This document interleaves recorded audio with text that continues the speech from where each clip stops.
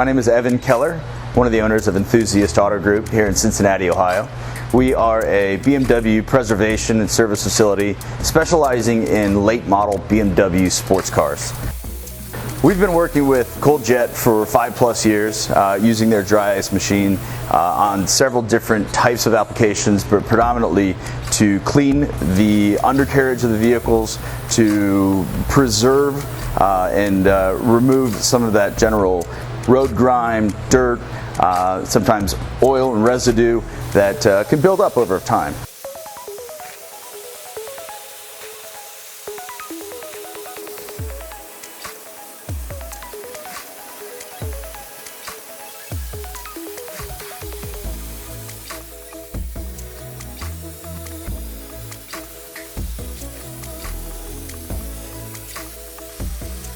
There's no mess, there's no harmful chemicals, there's no longing residue of chemicals that can either abrase plastic or create further issues if they're not properly rinsed after a cleaning.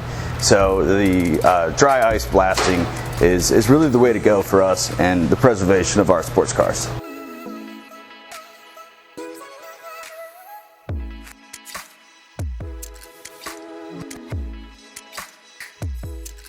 I